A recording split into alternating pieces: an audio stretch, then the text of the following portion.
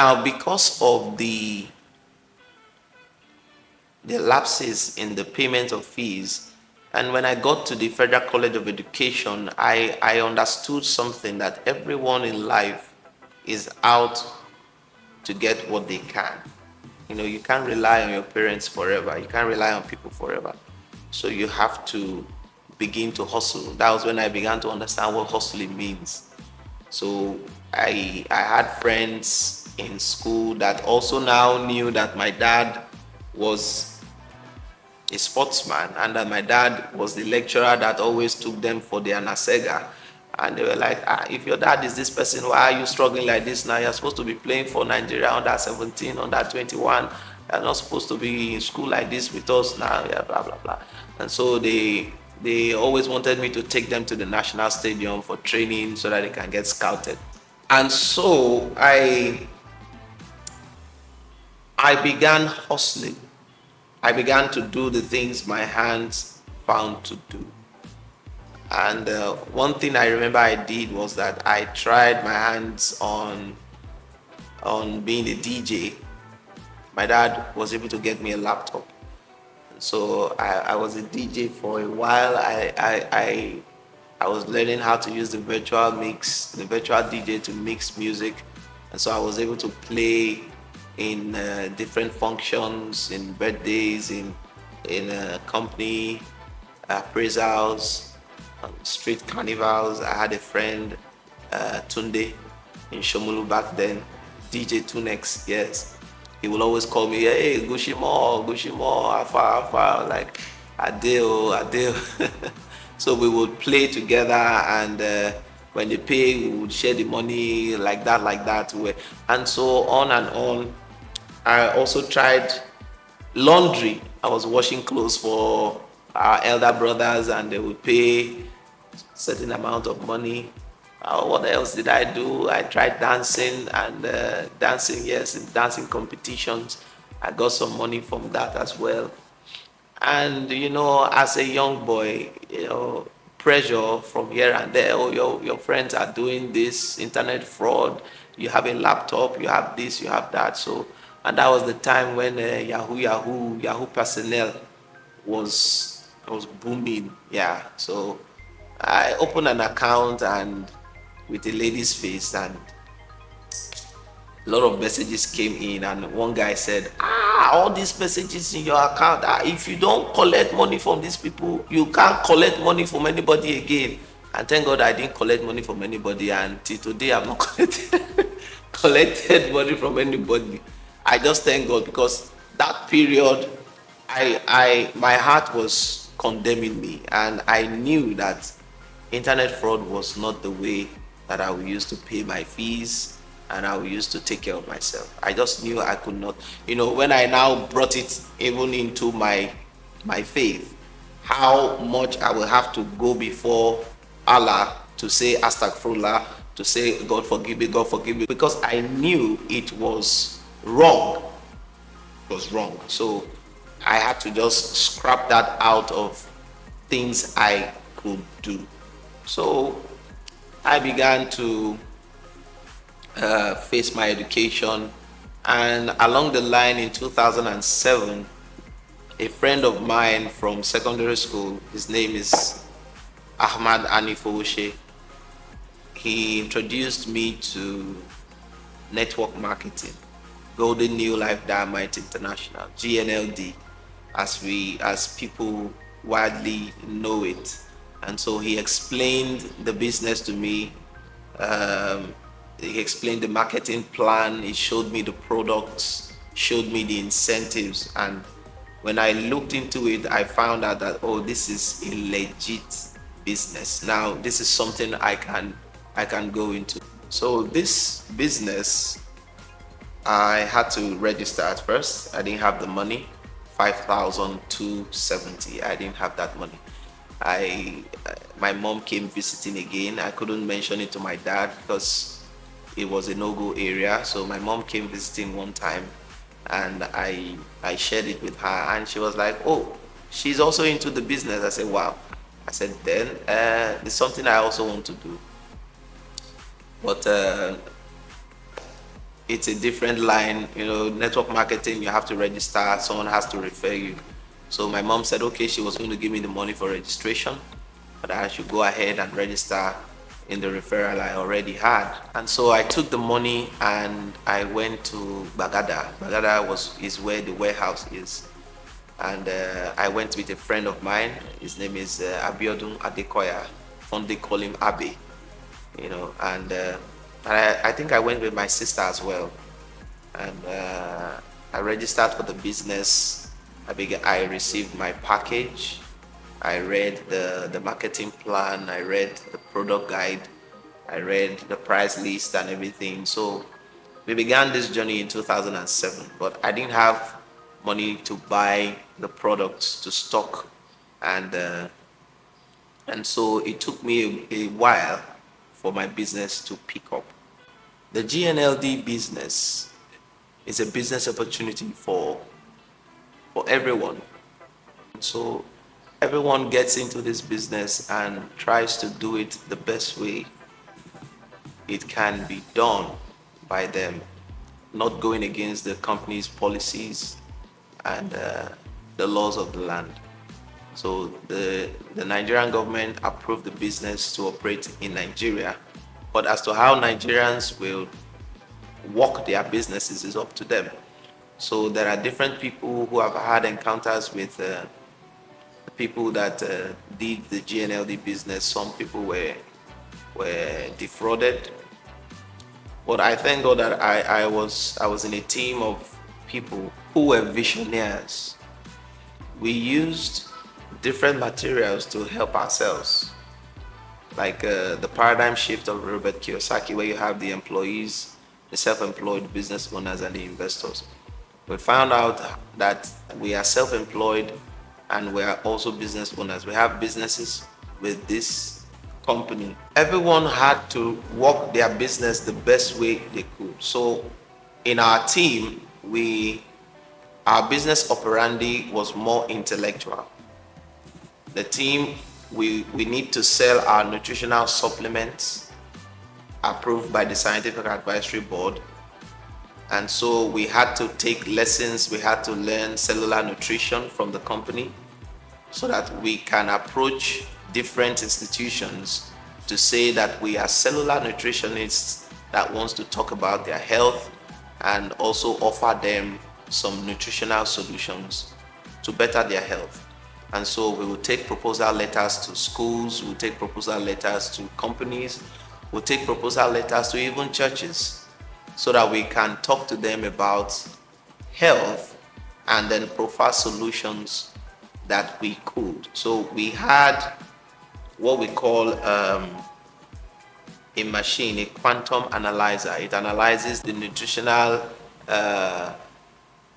level of your body. So every part of your body, there's a nutritional level, because there's something that is called the nutritional blood in your blood system. And so after that test, we will be able to read the test result and then provide nutritional supplements from the company. So in Lagos, my team and I focused more on big companies and churches. I remember going to the UBA building at Marina. There was a company in there, Phillips Consulting. Some of my team members were proactive. They were able to pierce through security gates. They were able to pierce through the high and mighties, and they would just call me in to come and give the health presentation whilst they would now push their products. And so it was a wonderful experience. But I took interest going to the churches because you have more crowd in the church, and there's so many people in the church that want better health. And so we find people in churches subscribing more to the tests and the supplements. So the church for me was a place, even as a Muslim, I was comfortable going to the church for my business. And we didn't do this business we didn't do this business by ourselves. Every every religion has a way of praying towards their businesses. And so my mom, my business leader, everyone, they had their Muslim clerics. I also had my Muslim clerics that will go to pray with, would, and I began to see that other things were being added to the prayers. Like we had some tiras, we had honeys, we had soaps, we had different things that were, mixed with the faith, and it was as though it was normal. That's how it's done. Even I had a ring that my mom gave to me, and she said the ring was from Saudi Arabia.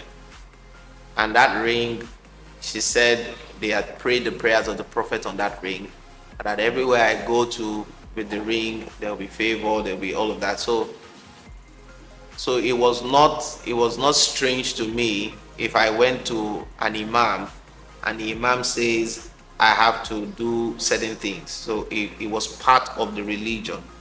And so for our business, we will have tiras in our pockets as we go for our business. So even as I went to churches, I had my tiras in my pockets as I went. So I believe that my tiras were the ones that were giving me favor, because the imams will say wherever the Quranic verses are, the angels of God are there with you, the jinns are there with you.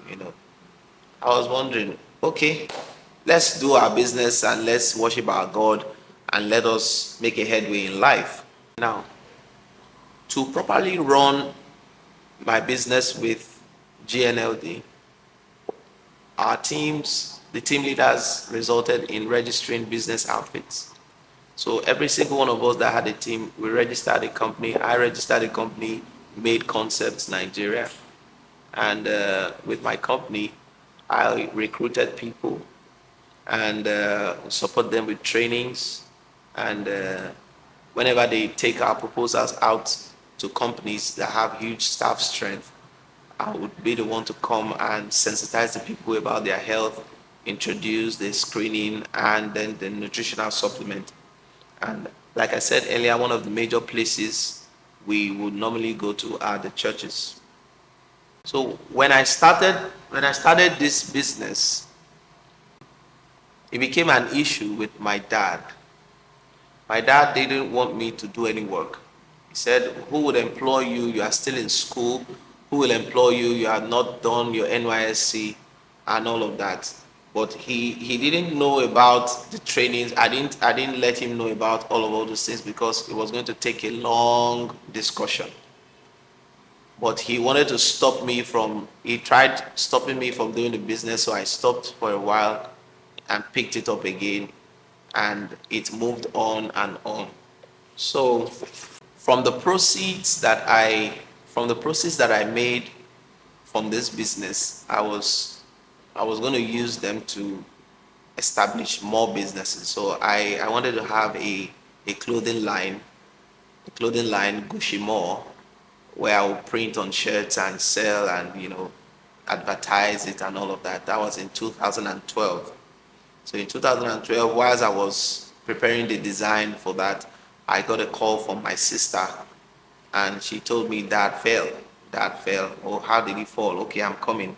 By the time I got to the house, I saw my dad on the floor, was having a stroke. So I had to call people. I called Mrs. Bimbo Teluo. She called her daughter Fumilayo Teluo. They brought a car. We took our dad to, I think, Jolad in Bagada, because that was where he normally went to. That was his hospital. And then we were there for a while, for a long time actually, before they referred us to Bagada General Hospital. So when they referred us to Bagada General Hospital, there was no bed. And they referred us to Ikeja. That's Ikeja. When we got there, they attended to us on the wheelchair, and there was still no bed as well. So I got to see the reality of life, that period. And so this was all through the while Mrs. Bimboteluo was with myself and my sister as we were taking care of our dad, hoping that he would get better. And around 11:30, they referred us back to Bagada General Hospital. They referred us back to Bagada General Hospital. And so somebody just passed on. And now there was a bed. And my dad had space. We were there for 30 days. My sister and I were switching. We were taking turns taking care of my dad. And one day I was with him. I was playing the Quran into his ears, and he was listening to it. Because that was what I knew to do, praying for him and keeping him also in the faith.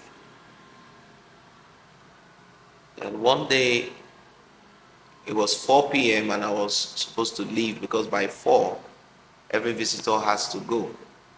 And then my dad was beckoning on me to come back. He was struggling on the bed, beckoning on me to come back. And then I said to him, I will come tomorrow. I will come back tomorrow. Don't worry, I'll be back tomorrow. And as I was leaving, he was still beckoning on me. I said, I'll be back tomorrow. And tomorrow morning, my sister was going to be on the shift. I was going to go to the office for recruitment. So whilst I was in the office about to step up to the podium for recruitment, I got a call from my sister. And she said, Daddy is dead. The moment she said, Daddy is dead, the words, I will come back tomorrow, kept ringing in my ears. So a colleague of mine drove me to the hospital where my sister was. Actually, my business leader, Okoyemi Anifoshe, took me there. And I saw the family, they were already crying and all of that. And they told me to get his ihram. His ihram is the cloth he used to go for Hajj.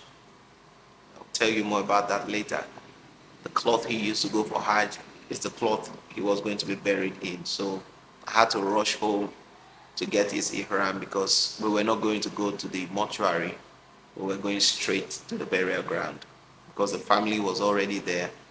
So we took him to Aton Cemetery, close to Unilag area. And so Chief Teluo was there also to assist us again. We got a space and he was buried. The prayers were made there, and I went back home to meet my mom, my sister, and everyone came to say their condolences.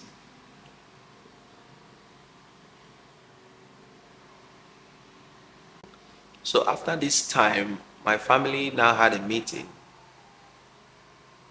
to say how much my dad wanted us to go to school, how much my dad wanted us to be this and be that. And they wanted to begin to dictate the family.